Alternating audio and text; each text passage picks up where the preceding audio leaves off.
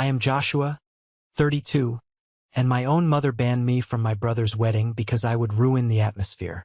Before I tell you about how my own wedding guest list and a fleet of Rolls-Royces made her faint, let me know where you are watching from in the comments.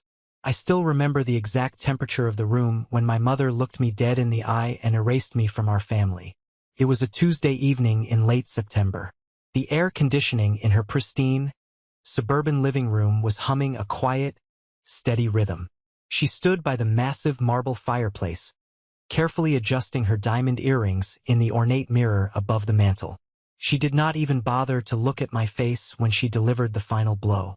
"It's better if you don't come, Joshua," she said. Her voice was smoother than glass, practiced and perfectly hollow. "You'd ruin the atmosphere. You know how you are. So serious. Always judging everything. It is Julian's special day, and we simply cannot risk any tension." I did not yell. I did not throw the expensive crystal vase sitting on the coffee table.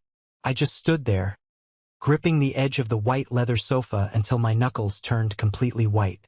My jaw locked tight, my teeth grinding together so hard my head began to pound. The silence in that room was heavy enough to crush bones.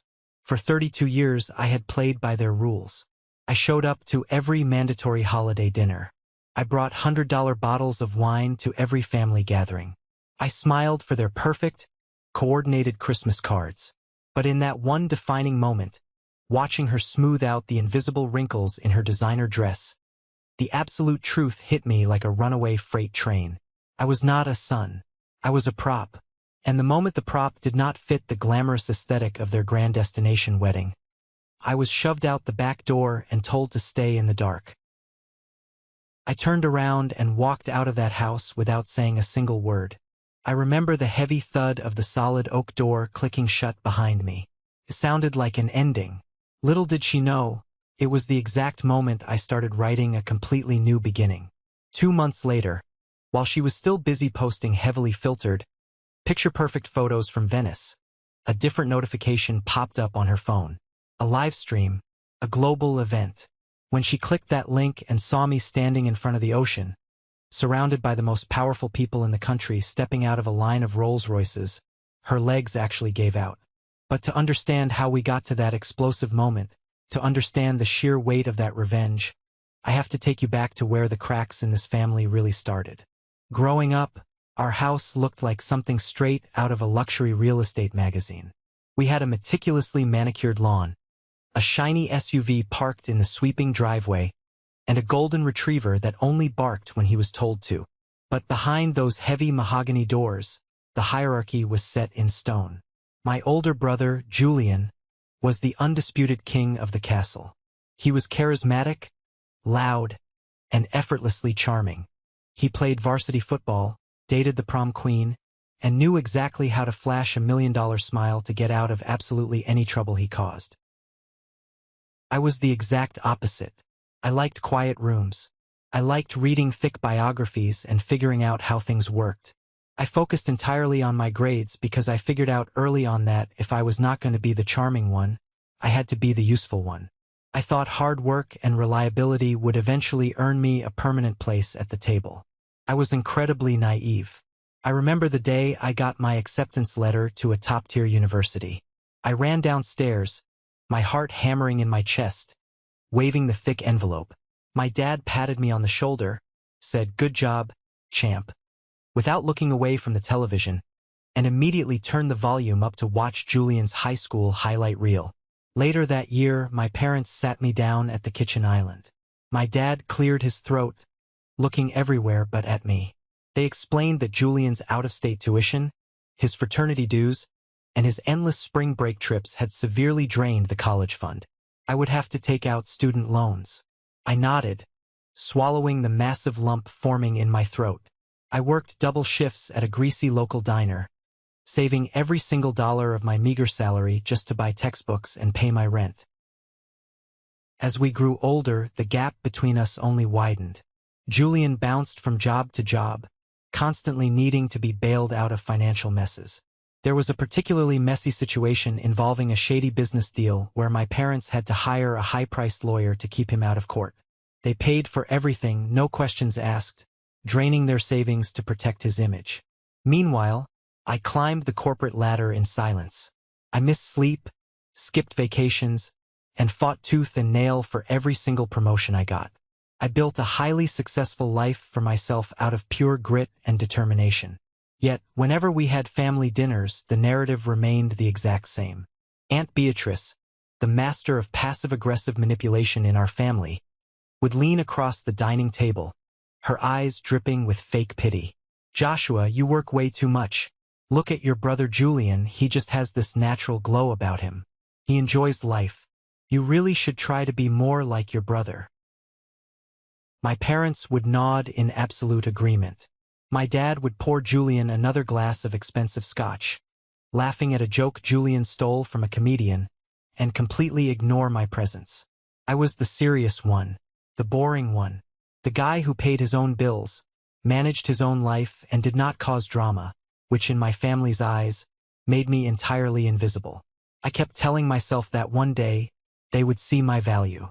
I kept thinking that if I just loved them enough, if I was just loyal enough, their conditional affection would magically turn into real love. I was holding my breath for a miracle that was never, ever going to happen. The grand illusion of our happy family completely shattered on a rainy Thursday evening in October. We were all gathered at a high-end steakhouse downtown. The lighting was dim, the waiters wore white gloves, and the steaks cost more than what I used to make in a week at the diner. Julian stood up, clinking his crystal glass with a heavy silver spoon. He pulled his girlfriend, Claire, into his arms and loudly announced they were engaged. The entire table erupted. My mother actually shrieked with joy, dabbing her eyes with a cloth napkin to protect her mascara. My dad slapped the heavy oak table, hollered for the waiter, and ordered a bottle of champagne that probably cost more than my first car. I sat there, frozen in my leather chair. I looked around the table. Everyone was cheering. Everyone seemed to know. My aunt, my cousins, even the family friends sitting at the far end of the table were nodding and smiling like it was an expected performance. I was the only person in the room who had absolutely no idea this was happening. I forced my mouth into a wide, convincing smile. I stood up, walked over to my brother, and patted him firmly on the back. "Congratulations, man. I'm really happy for you," I said, trying to keep my voice steady. Julian flashed his signature smile, grabbing my shoulder and shaking it. "Thanks, Josh. We are going to need your help with the planning, honestly. You have that corporate organization brain. We need it to keep everything on track." That tiny, throwaway sentence lit a massive spark in my chest. For a brief, stupid second, I thought this was finally it. This was my chance to prove my worth. This was my ticket into the inner circle. The very next day, I spent hours during my lunch break researching exclusive venues, drafting up detailed budget spreadsheets, and calling high-end caterers. I printed everything out, put it in a sleek leather binder, and brought it to my parents' house that weekend. I walked into the kitchen, placing the heavy binder on the marble island with a proud smile. My mother glanced at the binder like it was a piece of rotting garbage. "Oh, Joshua, what is this?" she asked, her tone dripping with exhaustion. "I pulled some amazing options for Julian's wedding," I said, leaning forward. "Venues with great natural lighting, custom menus, some fantastic local jazz bands." Just then, a man in a sharp pink suit walked into the kitchen holding an iPad. Aaron, Julian's ridiculously overpriced, incredibly arrogant wedding planner. Aaron picked up my binder with 2 fingers, flipped through exactly 1 page, and let out a loud, condescending sigh. "Oh, honey," Aaron drawled, tossing the binder back onto the counter. It slid and hit the fruit bowl. "We are doing a high-end destination concept. This is a bit too local, too budget-friendly. We have already decided on the aesthetic, and this just doesn't fit the vibe." My mother smiled a tight, apologetic smile that didn't reach her eyes. "Thanks, honey, but we've already decided. Aaron has everything completely under control." Over the next 3 weeks, I tried offering help multiple times. I sent links to lighting specialists, I offered to help negotiate the catering contracts to save them money. Every single time I was met with the exact same dismissive tone. "We've got it handled, Josh. Don't worry about it, Josh." It was not just the words they used. It was the way they looked at me, like I was a stranger off the street trying to crash an exclusive VIP party. I was entirely, fundamentally shut out of my own brother's life. A month before the wedding, I was sitting at my office desk, reviewing some complex vendor contracts, when my phone buzzed on the glass table. It was a text message from my younger cousin, Matthew.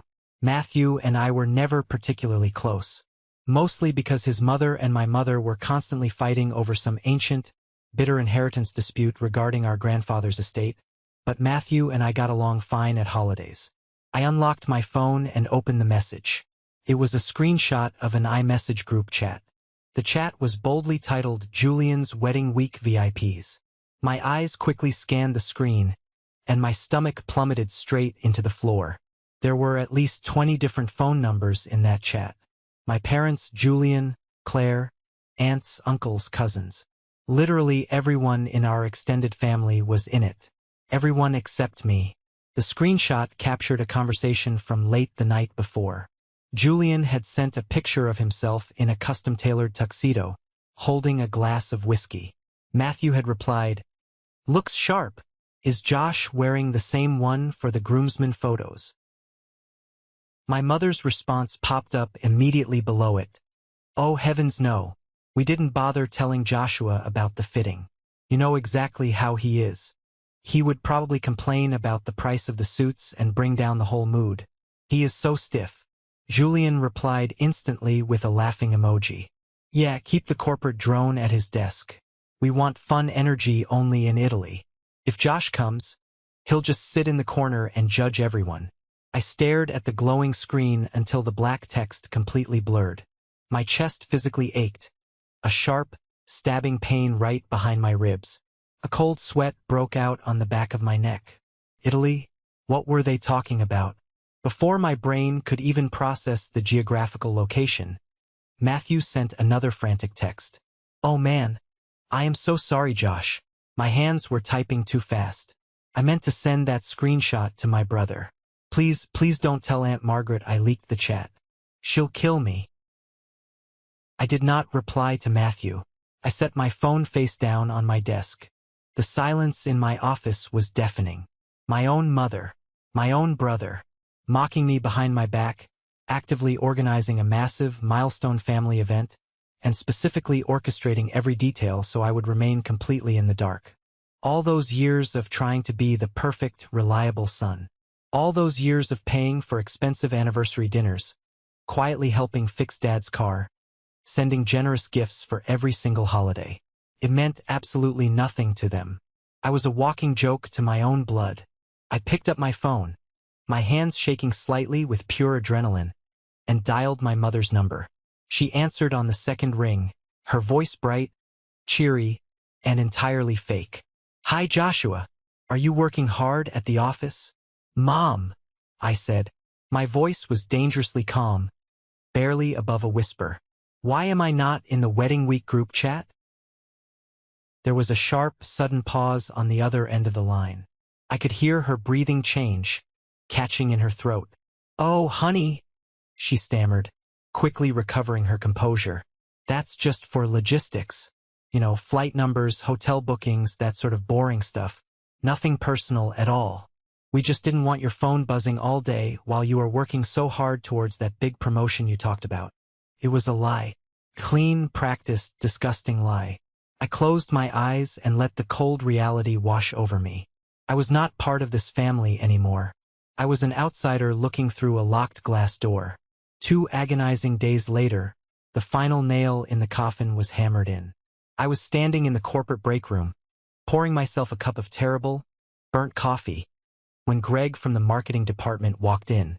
Greg was a loud, obnoxious guy who knew Julian from their college fraternity days. "Hey Josh," Greg said casually, aggressively stirring sugar into his mug. "Man, I am so jealous of you right now. When is your flight to Venice?" Julian's Instagram stories of the venue walkthrough look absolutely insane.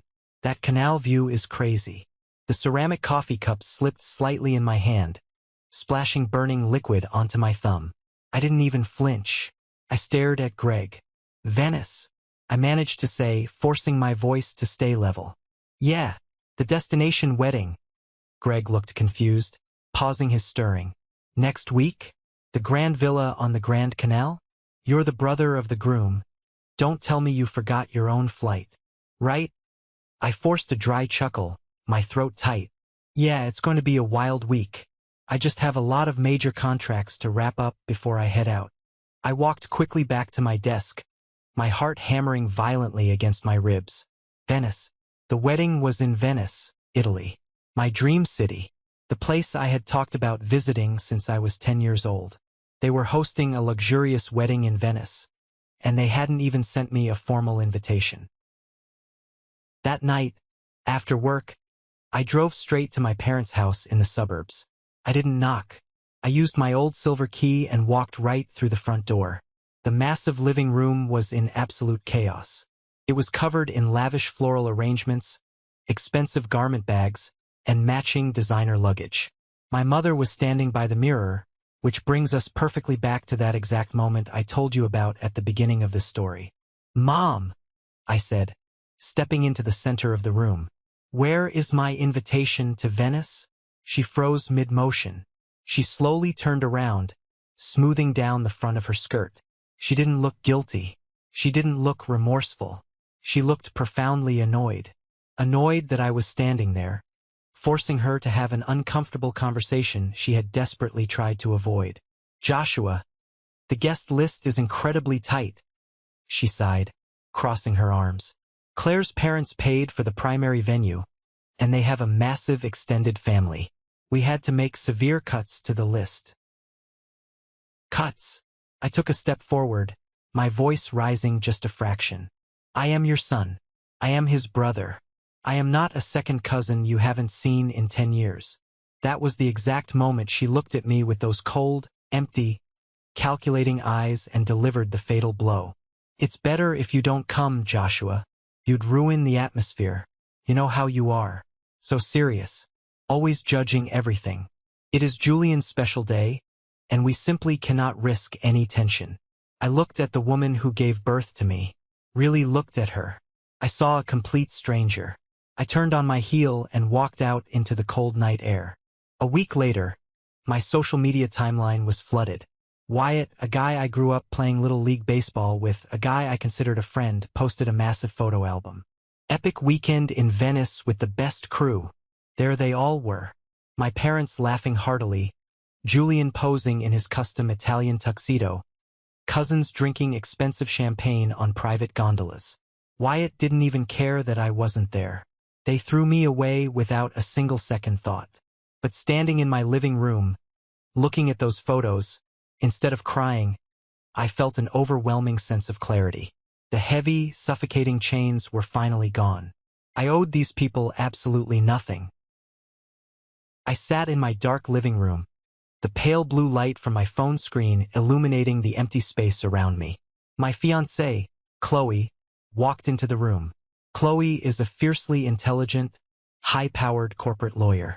She deals with messy divorces, brutal custody battles, and corporate takeovers daily.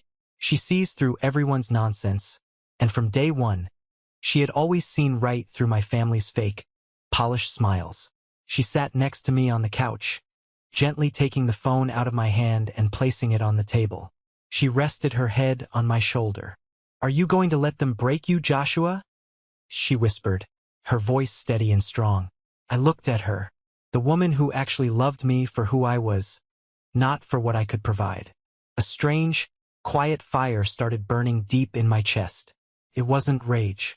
It was pure, unadulterated resolve. "No," I said, my voice hardening. "I am not going to let them break me. I am going to redefine exactly who I am. And I am going to do it so loudly they won't be able to look away." The very next morning, I called my best friend, Nathan. Nathan is a guy who tells it exactly like it is, no sugarcoating. We met up at a quiet, upscale coffee shop downtown. I laid everything out on the table. The leaked group chat, the Venice lie, the brutal moment my mother banned me from the family. Nathan gripped his coffee cup, his knuckles turning white. "Do you want to ruin their reputation?" Nathan asked, his eyes flashing. "I know people. We can make their lives very uncomfortable." "No." I shook my head firmly. "Revenge is loud, messy, and cheap. I want something significantly better. I want reinvention. Chloe and I are moving up our wedding date. We are doing it our way, on our terms. We had exactly 2 months. We didn't want a quiet, small, intimate gathering anymore. We wanted a masterpiece. I reached out to Cameron, a high-level PR strategist I had helped out of a massive corporate crisis a few years back. He owed me a massive favor. I sat in Cameron's sleek, glass-walled office overlooking the city and laid out my vision. "I don't just want a wedding, Cameron," I said, leaning over his desk. "I want a global statement. I want a live-streamed, flawlessly executed event. And here is the catch. I want every single dollar given as a wedding gift to go directly to a children's education charity. A massive fundraiser disguised as a luxury wedding." Cameron leaned back in his expensive leather chair, a slow, brilliant smile spreading across his face. "You want to turn your wedding into a philanthropic media phenomenon to overshadow a petty family dispute? Joshua, you are absolutely brilliant. Let's make some calls right now." Chloe took charge of the logistical details with the terrifying precision of a courtroom litigator preparing for trial. She found a breathtaking, highly exclusive coastal venue situated on a dramatic cliff overlooking the Pacific Ocean. Meanwhile, I contacted Adrian, a legendary Italian designer I had met during a tense brand merger in Milan. When I flew out and told Adrian my story over espresso, he refused to charge me his standard exorbitant fee. "I will make you a suit that speaks much louder than any words ever could," he promised, taking my measurements himself. We kept everything completely underground. No cryptic social media posts, no hints, no gossip. Only our tightest inner circle, my most trusted colleagues, and high-profile clients knew what was coming. I sent out heavy, gold-embossed, handcrafted invitations with secure QR codes linking to a private RSVP site. My guest list wasn't just friends. It included industry titans, tech CEOs, and heavy-hitting philanthropists. While my family was busy bragging online about their quaint Italian vacation, Chloe and I were building an empire in absolute silence. Every time my mother sent a fake, guilt-ridden text saying, "Hope you are doing okay, sweetie," I simply deleted it without replying. I was a man on a mission, and the storm was approaching fast. The morning of the wedding, the sky over the dramatic coastline was painted in brilliant, sweeping shades of gold, amber, and deep purple. The massive ocean waves crashed violently against the jagged cliffs far below, creating a steady, powerful rhythm that perfectly matched the rapid beating of my heart. I stood in the expansive master suite of the private coastal estate, carefully adjusting the silver cufflinks of my bespoke suit. Adrian had completely outdone himself. The dark midnight blue fabric fit perfectly. It didn't just feel like clothing, it felt like armor. I looked in the full-length antique mirror and did not recognize the man staring back at me. Gone was the quiet, invisible brother who begged for scraps of affection. Gone was the son who tolerated being treated like an afterthought. The man in the mirror was powerful, composed, and belonged exactly where he stood. Nathan burst into the room, holding 2 heavy crystal glasses of aged bourbon. He handed me one, clinking his glass sharply against mine. "Look out the window, man," he said, a massive grin on his face. "You are not going to believe this." I walked over to the floor-to-ceiling window and looked down at the winding, scenic driveway leading up to the estate. A sudden chill of pure triumph ran down my spine. A flawless, synchronized line of black Rolls-Royces, sleek silver Porsches, and custom SUVs was making its way slowly through the massive iron security gates. Valets in sharp uniforms were rushing to open doors. Out stepped people my parents had spent their entire pathetic lives trying to impress but could never even get a meeting with. "Mr. Carter," The billionaire CEO of the massive tech firm I had partnered with, stepped out of a gleaming Rolls-Royce Phantom, casually adjusting his silk tie. World-renowned journalists, angel investors, and elite business leaders were gathering on the manicured green lawn, chatting and holding champagne flutes. My phone vibrated violently in my pocket. I pulled it out. It was a text from my mother. "Having a quiet Sunday here. Julian and Claire are coming over for a little backyard barbecue later. Hope you're resting and not working too hard." I stared at the glowing message, a genuine, unapologetic smile spreading across my face. I didn't feel anger anymore. I felt pity. I slipped the phone back into my pocket without typing a single letter. Outside, the professional camera crew gave the signal. The high-definition drones were up in the sky, buzzing quietly. The lighting was absolutely perfect. It was time to walk out there and show the entire world who Joshua really was. A world-class string quartet began playing a hauntingly beautiful, modern arrangement as I stepped out onto the expansive cliffside terrace. The collective gasp from the high society crowd was clearly audible over the sound of the ocean.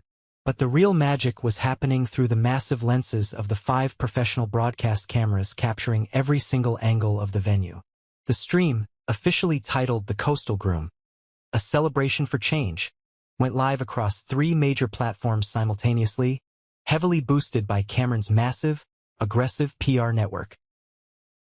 When Chloe walked down the aisle, the entire world seemed to stop spinning on its axis. She looked like absolute royalty in a custom silk gown that flowed like water. We stood together under a massive canopy of imported white orchids, the salty ocean breeze gently catching her veil. We didn't just exchange traditional vows. We made a public, powerful declaration of partnership, resilience, and purpose. As soon as the officiant pronounced us husband and wife, I didn't just kiss my bride. I turned around to face the main broadcast camera dead on. "Chloe and I want to deeply thank everyone standing here today, and the hundreds of thousands of you tuning in and watching around the world right now," I said, my voice echoing clearly and confidently over the state-of-the-art microphone system. "Today is about celebrating love, yes, but it is also about building a legacy. We are turning our personal celebration into global action." I pointed to the massive, high-definition LED screens flanking the beautiful terrace. They instantly lit up with a live, real-time donation tracker for a global children's education fund. Every single dollar raised today, every gift, goes directly to making sure no child, anywhere, ever feels invisible, forgotten, or left behind. Within 60 seconds, the digital tracker absolutely exploded. Donations poured in from around the globe like a tidal wave. The custom hashtag began trending instantly, shooting straight to the #1 spot worldwide. And right at that exact moment, thousands of miles away back in her pristine suburban living room, my mother's phone started exploding with frantic notifications. Cousins, family friends, jealous neighbors. Everyone was furiously sending her the live stream link. According to my Aunt Beatrice, who loves to gossip, my mother clicked the link, saw her outcast son standing confidently next to the CEO of a Fortune 500 company, saw the fleet of Rolls-Royces gleaming in the sun, and literally fainted, collapsing right onto her expensive Persian rug. This is a moment that changed everything, when I finally regained control of my life. Thank you for your patience in getting this far. You are amazing. Please like the video and leave a comment below to let me know you've been with me. This will not only help more people find this story, but also let me know that my experiences are meaningful to someone. Your support is the biggest motivation for me to continue sharing the rest of this journey. The reception that followed was nothing short of spectacular. Crystal chandeliers hung gracefully from clear luxury tents, illuminating the night sky with a warm, golden glow. A famous jazz band was playing perfectly in the background, the music blending seamlessly with the sound of the crashing waves. I was standing near a massive, intricately carved ice sculpture, laughing with Mr. Carter about a recent corporate merger and market trends, when I finally decided to pull my phone out of my tailored pocket. The screen was completely lit up. I had exactly 94 unread text messages and 12 missed calls. My mother, "Joshua, what on earth is going on?" Call me immediately. My mother, why are you on the national news? Whose cars are those? Where are you? My mother, Joshua, answer your phone right now. Your father is freaking out. Then, right below her frantic demands, came the long message from Julian, the golden child, the brother who thought I was too boring, too stiff, and too poor to sit at his exclusive table in Italy. Julian, so this is your grand payback? You planned this whole giant, fake philanthropic spectacle just to try and upstage my wedding? You are unbelievably petty and selfish, Josh. Mom is in tears. I stared at Julian's text for a long, quiet moment. A few months ago, an accusation like that from my older brother would have sent me into a devastating spiral of guilt and anxiety. I would have immediately called him, apologized profusely, and tried to desperately explain myself to keep the peace. Not anymore. That version of Joshua was dead and buried. I typed a reply with one hand while holding a crystal glass of expensive champagne in the other. Me? No, Julian. This is not payback. This is peace. Enjoy your backyard barbecue. I hit send, switched the phone to completely silent, and slid it back into my pocket. Later that night, as the party was reaching its peak, Cameron ran up to me, pulling me aside and excitedly shoving an iPad into my hands. Look at this, Josh, he grinned, out of breath. The digital charity tracker had just rapidly crossed the $2 million mark. Major international news outlets were rapidly picking up the story, plastering it across their front pages. The headlines read, "The corporate executive who turned his secret wedding into a $2 million philanthropic empire." I scrolled through the articles. Not a single one mentioned my family. Not a single post brought up my brother's aesthetically pleasing Italian getaway. Their grand event was completely eclipsed, entirely forgotten by the world. I had successfully and completely rewritten the narrative of my own life. For years, I had exhausted my soul, drained my energy, and broken my own heart trying to earn their basic approval. I had constantly tried to shrink myself down so Julian could look bigger and brighter. I had hidden my career success and my salary so my mother wouldn't feel uncomfortable or threatened. But standing there on that beautiful cliff, holding my brilliant wife Chloe's hand as magnificent fireworks erupted over the dark Pacific Ocean, I realized the ultimate, profound truth about family and respect. True power isn't about destroying the people who hurt you. It isn't about screaming matches or demanding apologies that will never be sincere. True power is building a world so beautiful, so successful, and so utterly untouchable that they can only watch it from the outside, pressing their faces against the glass. They had chosen to shut the door on me, to leave me out in the cold. But tonight, the entire world saw that I was the one who walked away, and I was the one who permanently locked that door behind me. The morning after the wedding, I woke up to a reality that felt entirely alien. For 32 years of my life, I had woken up every single day with a tight, heavy knot of anxiety sitting right at the bottom of my stomach.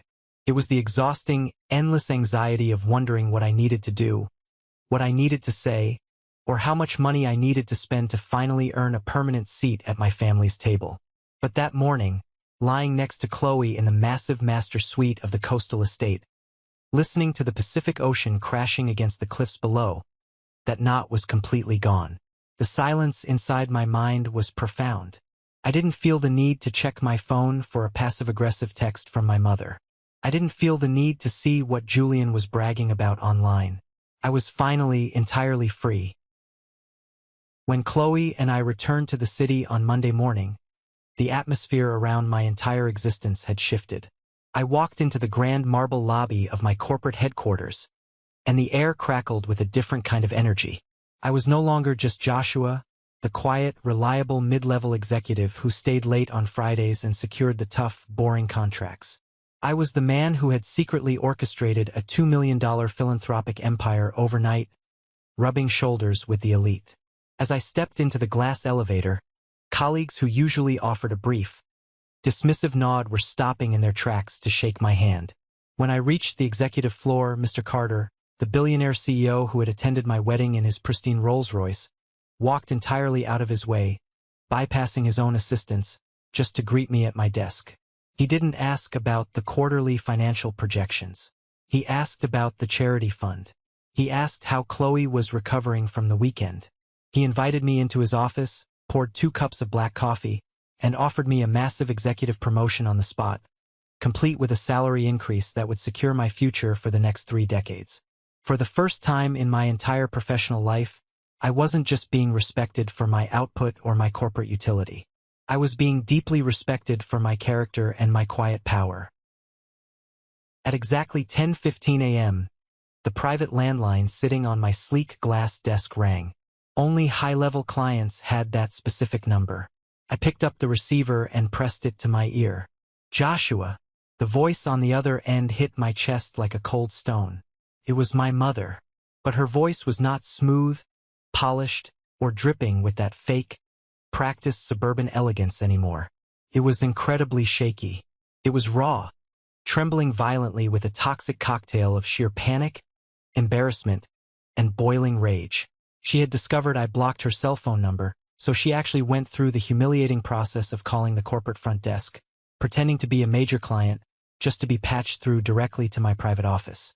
"Mom," I answered. My voice was dangerously steady. I leaned back in my heavy leather chair, looking out through the floor-to-ceiling windows at the sprawling city skyline below. I felt no fear. I felt absolutely nothing. "How could you do this to us?" she demanded, her voice cracking loudly enough that I had to pull the receiver an inch away from my ear. "How could you humiliate your own flesh and blood on a global stage? Do you have any earthly idea what you have done to this family?" My phone has not stopped ringing for 48 consecutive hours. The neighbors are whispering at the grocery store. My friends from the country club are aggressively sending me links to news articles, demanding to know why I wasn't at my own son's luxurious wedding. "You made us look like absolute monsters, Joshua. You humiliated us in front of the entire world." I listened to her rapid, shallow breathing over the phone line. In the past, this exact tone of voice would have sent me into a blind, desperate panic. I would have tripped over my own words, apologizing profusely for taking up space, begging for her forgiveness, and offering to issue a public statement to clear her pristine name. But the man sitting in that executive office had changed at a fundamental molecular level. "I didn't humiliate you, Mom," I said calmly, letting the silence stretch before delivering the truth. "I simply lived my life. You made a conscious choice. You looked me dead in the eye in your living room and chose to completely erase me from the family narrative because you thought my presence would ruin your perfect Italian aesthetic. I accepted your brutal terms. I walked away without a fight. The world just happened to remind you that I still exist. You did this for revenge," she screamed, dropping the wounded victim act completely. "You couldn't stand the fact that Julian was getting the spotlight in Venice. You have always been deeply, bitterly jealous of him. You planned this massive, expensive circus just to spite your older brother. You wanted to ruin his week." "I didn't do it for revenge," I replied, my voice dropping an octave, carrying the heavy weight of absolute finality. "I did it because I finally woke up and realized I deserved to be seen. I did it because genuine kindness and purpose deserve a spotlight far more than your cruelty and shallow appearances. You could have invited me. You could have treated me like a son. But you didn't. You made your bed. And now you are absolutely horrified that everyone on the internet is looking at it." The line went completely dead silent for a long, agonizing minute. She had no script for this reality. She was waiting for me to back down, to fold like I always did. "Joshua," she finally whispered, trying an entirely new manipulative tactic. The angry, screaming mother vanished, instantly replaced by the frail, weeping woman. "Please, we are family. Blood is thicker than water. Your father is beside himself with grief. We haven't slept. You need to come over for dinner tonight so we can sit down as a family and fix this PR nightmare together." "I am not a PR crisis for you to manage," I said firmly, my jaw setting hard. "I am a grown man who built his own family. Do not ever call this office again." I placed the receiver down, cutting the connection. I didn't feel a massive rush of adrenaline. I didn't feel the petty thrill of victory. I just felt incredibly clean. The deep infection was finally gone. But people who thrive on control are never the type to accept a boundary without a massive fight.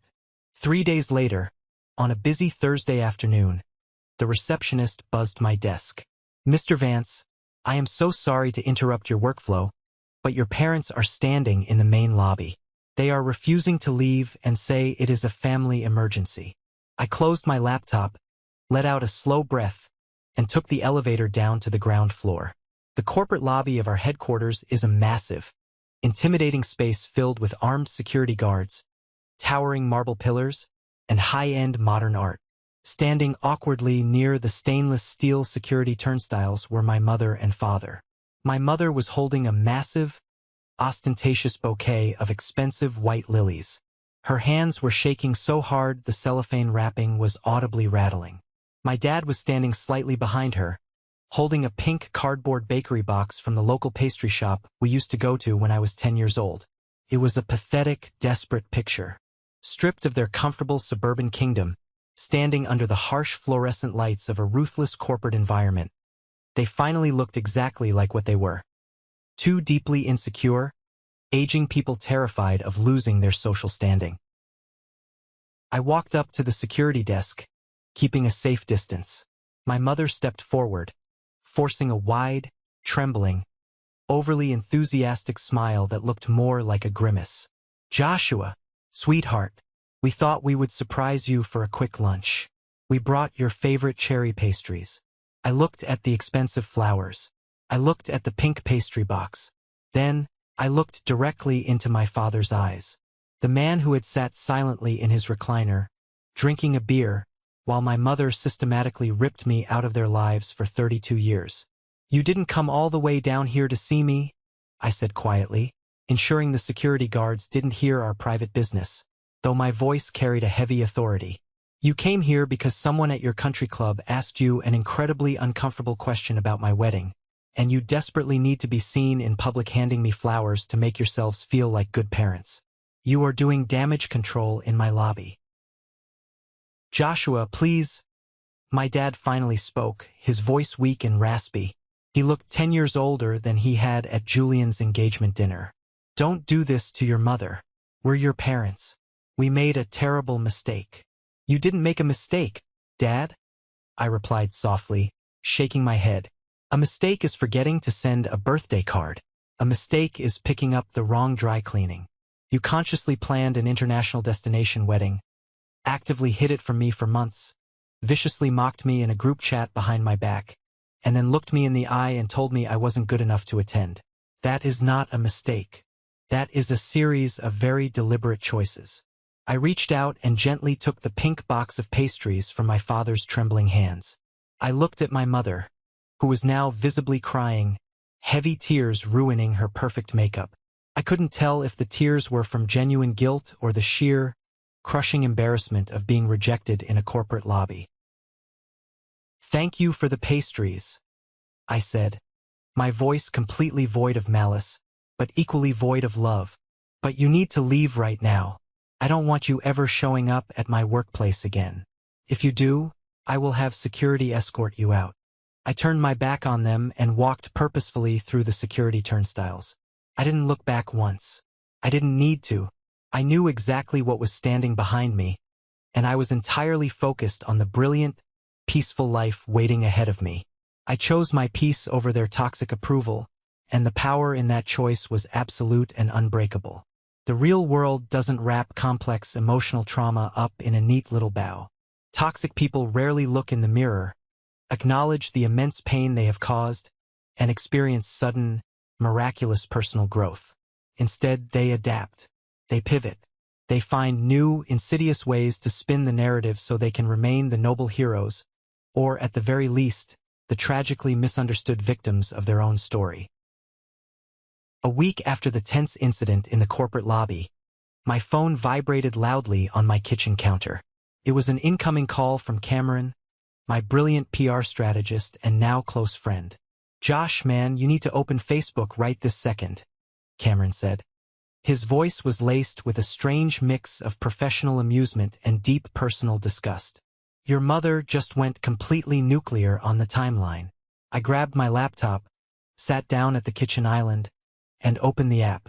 Right at the very top of my feed, heavily boosted by the algorithm because of the massive engagement it was receiving, was a sprawling, multi-paragraph post from my mother. She had aggressively tagged me, Julian, my dad, Chloe, and about 50 other extended family members. The long wall of text was accompanied by an old, grainy, heavily filtered photograph of me and Julian playing in the backyard sprinklers when we were 5 and 6 years old. The post was an absolute masterpiece of emotional manipulation and gaslighting. My heart is so incredibly heavy today, and it is bleeding in ways I never thought possible. The post began, dripping with melodrama. As a dedicated mother, you only ever want the absolute best for your precious boys. You try your hardest to juggle everyone's fragile emotions, everyone's demanding needs, and sometimes, despite your absolute best intentions and endless sacrifices, tragic miscommunications happen. My beautiful, brilliant son Joshua recently got married, and due to a heartbreaking series of logistical errors and painful family misunderstandings regarding our intense travel schedules, we were incredibly devastated to not be there to hold his hand. Seeing the entire world celebrate my boy from afar has been both a profound joy and an agonizing, tearing pain in my chest. We should have celebrated him all along. We are publicly begging for his forgiveness and praying on our hands and knees for our beautiful family to heal from this tragic misstep. Please, I ask all of our friends to respect our privacy during this incredibly painful time of spiritual growth. I read the dizzying words twice, my jaw tightening. Logistical errors. Family misunderstandings. She completely, masterfully erased the part where she looked me directly in the eye and told me I would ruin her precious atmosphere. She painted herself as a tragic, deeply loving, misunderstood matriarch who was simply a victim of bad timing and cruel circumstances. This wasn't the first time she had done this. Years ago, during a massive, bitter inheritance dispute regarding my late grandfather's estate, she used the exact same tactic against her own sister, playing the weeping victim publicly while acting ruthlessly in private. It's a textbook PR stunt, Cameron said through the phone speaker, hearing my heavy silence. She is getting absolutely annihilated in her local social circles. People watched that high-quality live stream, Josh. They saw the Rolls-Royces. They saw the CEO of your company. They know you didn't just casually elope on a whim. They know it was a massive, meticulously planned global event.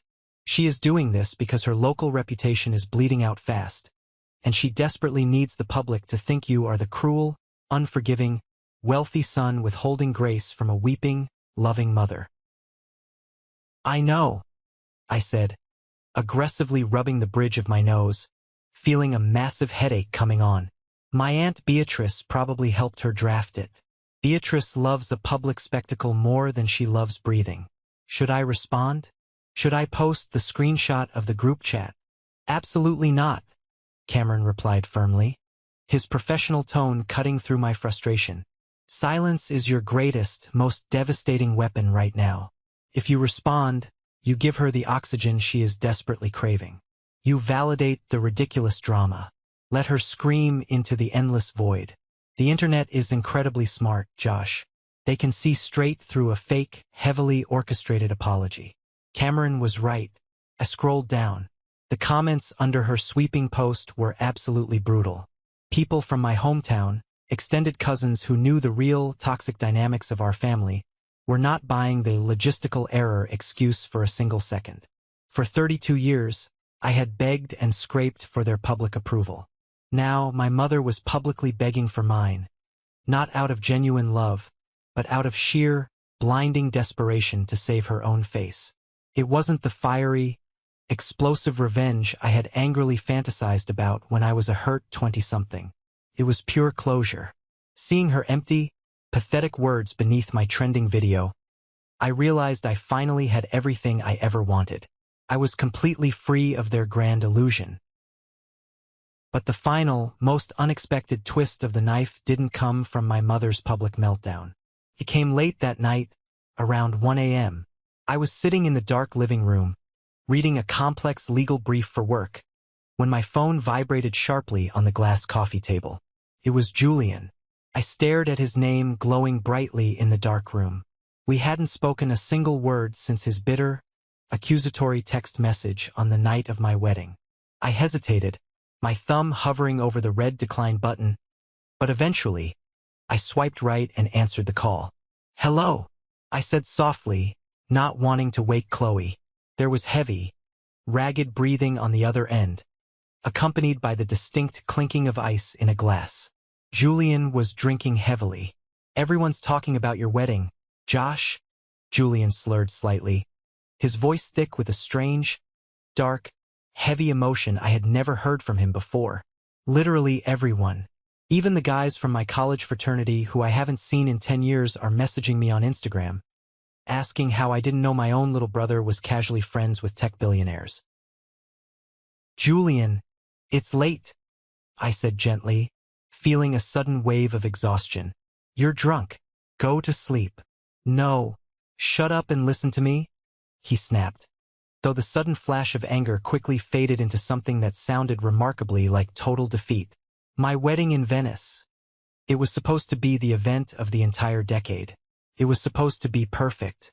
Mom planned every single second of it to look like a movie. But we went into a massive amount of debt for that 1 week. Crippling debt. Claire is already screaming at me every day because the credit card bills are rolling in, and we can't afford the luxury lifestyle she thought we were going to have." He took a shaky, deep breath, the ice clinking loudly again. "She's practically throwing around the word divorce, Josh. We've barely been married 2 months, and she's already talking about calling a lawyer to protect her assets because my credit is completely destroyed. And while I'm drowning in debt for some stupid, fake aesthetic photos that nobody on the internet even cares about anymore, you raised $2 million for underprivileged kids. You broke the internet. You won." "It wasn't a competition, Julian," I said softly, the tragic, hollow reality of his life suddenly coming into sharp, painful focus. He was trapped in the exact same superficial, suffocating prison our parents had built. He was just the favored inmate. He traded his financial freedom and his peace of mind for their temporary applause. "Yes, it was," Julian whispered fiercely, his voice breaking. "It always was a competition. Mom and Dad made it a competition from the day we were born. And I was supposed to win. I was always supposed to win. You were the boring one. You were the guy who worked too hard for his corporate salary and didn't know how to have fun or be charming." He paused, his voice trembling violently between raw, crushing guilt and deep, agonizing envy. "Mom is embarrassed to show her face at the club. Dad is furious and drinking too much. But me, I'm just sitting here in the dark, looking at my bank statements, realizing that my entire life is a fake, carefully directed show, and yours is real." I sat in the quiet living room, absorbing the absolute devastation in my older brother's voice. The golden child was finally looking closely at his crown and realizing it was made of cheap plastic. "They'll survive, Julian," I told him gently. "I did. You really changed the story, Josh," he whispered, a wet, tearful edge to his words. "You changed the whole damn story." For the very first time in my entire life, my brother didn't sound condescending. He didn't sound arrogant. He didn't sound like the golden boy. He sounded profoundly honest. And he sounded incredibly, desperately lost. "Take care of yourself, Julian," I said, and I gently ended the call. I placed the phone face down on the table. The war was officially over. I had reclaimed the space they repeatedly told me I didn't deserve. I didn't destroy my family. I simply built a mirror so massive, so bright, and so incredibly clear that they were finally forced to look at their own reflections. And they couldn't handle the ugly truth of what they saw. Exactly 1 year later, the world had moved on, as it always inevitably does. The viral news articles and trending hashtags about the coastal groom faded into the vast, endless archives of the internet. But the profound impact of that day remained incredibly permanent in my life. The charity fund Chloe and I established successfully built 3 new, fully staffed educational centers for underprivileged children. My corporate career flourished, completely unburdened by the heavy, exhausting anchor of family drama constantly dragging my energy down. And my marriage to Chloe became an impenetrable fortress of peace, built on a solid foundation of absolute truth, unwavering support, and mutual respect. To mark our one-year anniversary, Chloe and I decided to leave the noise of the city behind. We rented a quiet, beautifully secluded beach house miles away from everything. No cameras, no grand, orchestrated events, no high society guest lists, just the two of us, a good bottle of wine, and the rhythmic, soothing sound of the ocean crashing against the shoreline. On the crisp morning of our anniversary, I woke up early, before the sun had fully risen. I quietly walked out to the front porch to breathe in the salty air, and I immediately noticed a thick, cream-colored envelope slipped halfway under the woven doormat. My heart did a brief, familiar stutter in my chest. Even after a year of total silence, my body still remembered the trauma. I recognized the elegant, sweeping cursive handwriting immediately. It was my mother's. She must have hired an expensive private investigator to find out exactly where we were staying, or perhaps Aunt Beatrice had relentlessly tracked down the private rental information through her endless network of gossiping friends. I stood on the wooden porch, the cold sea breeze pulling aggressively at my shirt, and carefully tore open the heavy envelope.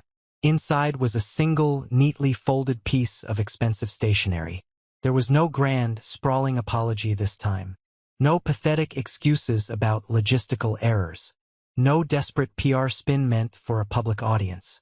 Just 3 simple sentences written in a slightly shaky, aging hand. I watched the wedding video again last night. You looked so genuinely happy, Joshua. More happy than I ever made you. I hope someday, if heaven allows it, we will get to see you smile exactly like that in person. I stood leaning against the wooden railing and read the words over and over until they blurred. I could feel the sharp, hot sting of tears gathering at the corners of my eyes, but they didn't fall. It wasn't the perfect, cinematic closure we all dream of when we are deeply hurt. It wasn't a tearful reconciliation where we fall into each other's arms, forgive decades of emotional abuse, and forget the painful past. But it was a quiet acknowledgement. It was a tiny hairline crack in her previously impenetrable armor of pride. Standing there watching the sun crest over the water, I realized something profound about healing. Maybe forgiveness isn't always about forgetting the deep cuts. Maybe forgiveness isn't about recklessly inviting highly toxic people back to your dinner table just so they have the opportunity to hurt you again. Maybe true, mature forgiveness is simply letting go of the burning anger that is destroying your own heart. It is letting your success and your absolute silence speak for you. It is wishing them well, hoping they find peace, but doing so from a very safe, heavily guarded, and permanent distance. I folded the letter carefully, slipped it deep into the pocket of my jacket, and walked down the wooden steps onto the damp beach. Chloe was already awake, walking far ahead of me, her bare feet sinking softly into the wet, cold sand. Her laughter carried over the sound of the wind. I jogged to catch up with her, firmly taking her warm hand in mine. We walked along the endless shoreline for miles, completely barefoot, entirely unburdened, and absolutely free. I paused for a moment and looked back over my shoulder at the long, deep trail of footprints we were leaving behind us in the sand. As I watched, a large, sweeping wave rushed aggressively up the beach, washing cleanly over our tracks. When the frothy water pulled back into the deep ocean, the sand was perfectly, flawlessly smooth again. The tide erased every single footprint, just like the past finally letting go of its grip on my soul. You thought I would walk away broken? I whispered quietly to the wind, thinking of that cold Tuesday evening in my mother's pristine living room when she told me I wasn't good enough. A gentle wave brushed against my ankles, soft and cold, grounding me in the beautiful present moment. But I walked away free. If there is one crucial thing I want you to take away from my story today, it is this absolute truth. Your inherent value is never determined by the blind people who stubbornly refuse to see it. We are conditioned by society, by movies, and by tradition to believe that family is an unbreakable, sacred bond. We are taught that blood requires absolute, unquestioning loyalty, even when that exact loyalty is actively destroying your mental health and self-worth. But holding on to a highly toxic family dynamic just because you happen to share a last name or a bloodline is like willingly drinking poison every single day and expecting the other person to get sick. You have the absolute, undeniable right to set firm boundaries. You have the right to aggressively protect your peace. When people show you exactly who they are, when they exclude you, when they mock you behind your back, or when they treat you as a disposable, inconvenient background character in their grand lives, believe them the very first time. You do not have to scream. You do not have to seek petty, destructive revenge. The most devastating, powerful response to blatant disrespect is massive, undeniable success and total, unwavering indifference. Reinvent yourself. Build your own table from scratch. Invite the people who actually celebrate you and love you for who you are, and let the rest of them watch you feast from outside the glass. I would deeply love to know what part of this journey resonated with you the most. Have you ever had to gather your courage and walk away from someone you truly loved just to protect your own peace and sanity? What was your biggest takeaway or the most valuable lesson you found in my story? Please leave your thoughts and your stories in the comments below, or simply drop the word good, so I know that these lessons brought some genuine value and comfort to your day. Thank you so much for listening. Thank you for your incredible, ongoing support, and please always remember, you are the sole author of your own story. Do not ever let anyone else hold the pen.